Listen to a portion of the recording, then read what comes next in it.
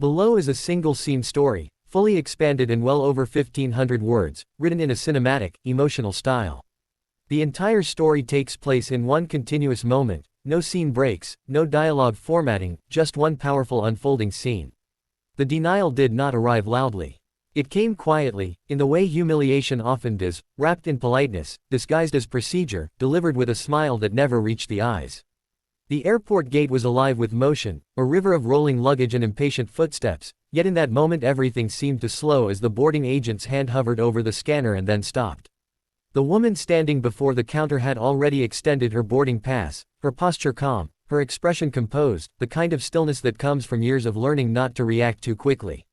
She wore a tailored navy coat, simple gold earrings, and carried herself with a confidence that did not seek attention. First-class boarding had just been announced, and she had stepped forward with the rest of the small group, blending in without effort. But something in the agent's eyes shifted the instant the name appeared on the screen. There was a pause, too long to be accidental. The agent's fingers tapped the keyboard once, twice, then stopped again. Around them, passengers continued moving, boarding passes beeping cheerfully as others were waved through. The woman waited, patient, accustomed to delays, accustomed to systems that moved slowly when they wanted to. The agent finally looked up, her smile tightened, and she gestured slightly to the side, indicating that the woman should wait. No explanation was offered, no apology, just a subtle redirection, as if this were the most natural thing in the world. Minutes passed. The first-class line thinned. A man in a wrinkled blazer was waved through without hesitation. Another passenger laughed with the agent, exchanging small talk, then disappeared down the jet bridge. The woman remained standing to the side, her boarding pass still in her hand, the unspoken question hanging in the air. She glanced at the screen behind the counter, which still read first-class boarding in bold letters.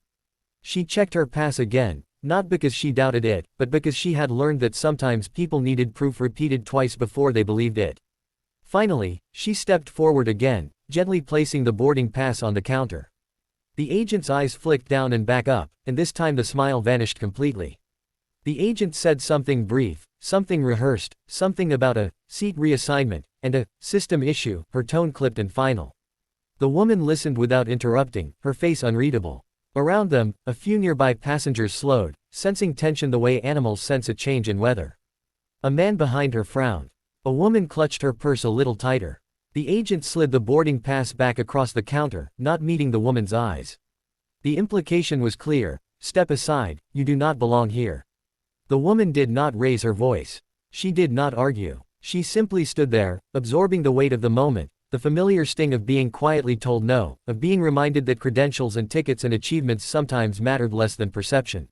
She could feel the heat rising in her chest, not anger exactly, but something heavier, the exhaustion of having seen this before.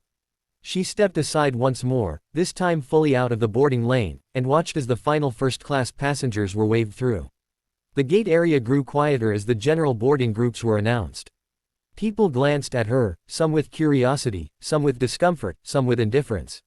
She felt invisible and hyper-visible all at once, standing there with a first-class ticket that suddenly seemed theoretical.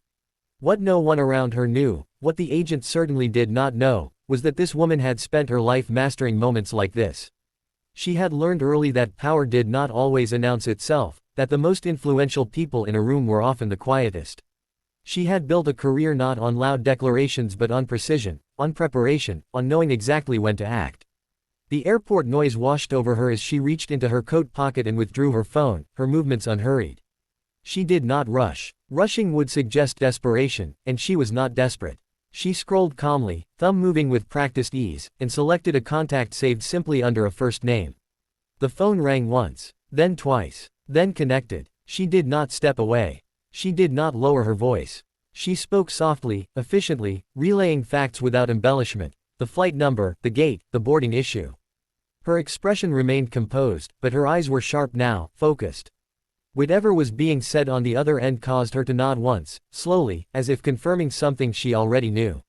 As she ended the call, the agent glanced up briefly, irritation flickering across her face at the sight of the woman still standing there. The general boarding announcement echoed overhead. A line began to form again, longer this time, messier.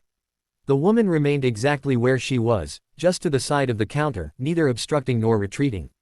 She was waiting. The change came subtly at first. A supervisor approached the gate, her stride brisk, her expression serious. She leaned in toward the agent, speaking quietly but firmly, her eyes flicking between the screen and the woman standing nearby. The agent's posture stiffened. Her fingers hovered over the keyboard again, this time moving faster, more urgently. The supervisor straightened and turned fully toward the woman, her face now carefully neutral, professional. The surrounding passengers sensed a shift. Conversations paused. A few people leaned slightly closer, pretending to adjust bags or check phones while listening. The woman met the supervisor's gaze evenly, offering no smile, no challenge, just presence. The supervisor gestured toward the counter, indicating that the woman should step forward.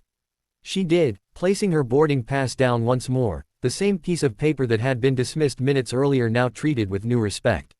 The supervisor scanned the pass herself. Her expression changed, not dramatically, but enough. A subtle tightening around the eyes, a brief inhale. She glanced at the agent, then back at the woman. Something unspoken passed between them, a recalibration of assumptions. The supervisor nodded once, then turned to the agent and said something that caused the agent's face to flush, color rising quickly up her neck. The agent reprinted something, hands shaking just slightly, and slid a new boarding document across the counter. This time, it was accompanied by an apology, delivered stiffly, as if forced through clenched teeth. The woman listened, accepted the paper, and said nothing. She did not need to.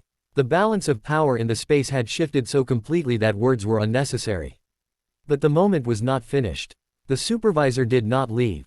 Instead, she stood there, addressing the agent again, this time with a firmness that could not be mistaken.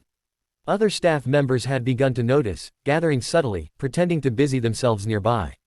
The woman stood quietly as the conversation unfolded around her, the airport hum continuing as if nothing extraordinary were happening, even as something very important was. The supervisor gestured toward the jet bridge, then toward the agent's terminal. The agent nodded repeatedly, her earlier confidence gone. The supervisor then turned back to the woman, her tone now careful, respectful, offering assurances that went beyond the seat itself. The woman acknowledged them with a slight nod. She did not gloat. She did not smile. Vindication, for her, was not about triumph, it was about correction. As she finally walked down the jet bridge, first-class boarding long finished, the space seemed different. A few passengers avoided her gaze. Others watched her with something like awe. One woman offered a small, approving smile. The woman walked steadily, her heels clicking softly against the floor, each step measured. She took her seat without ceremony, placing her bag carefully in the overhead bin, smoothing her coat as she sat. Only then, as the aircraft door closed and the hum of the engines deepened, did she allow herself a quiet breath. Not relief, she had never doubted the outcome, but acknowledgement. Moments like these were never just about a seat. They were about being seen, about systems being forced to confront their own blind spots, about reminding the world that assumptions could be expensive. The plane taxied forward, and outside the window the airport lights blurred into lines of gold. The woman looked out, her reflection faintly visible in the glass, and allowed herself the smallest smile, not for what had been taken back, but for what had been demonstrated. Power did not need to announce itself. Sometimes, it simply waited, made one call, and let the world adjust accordingly.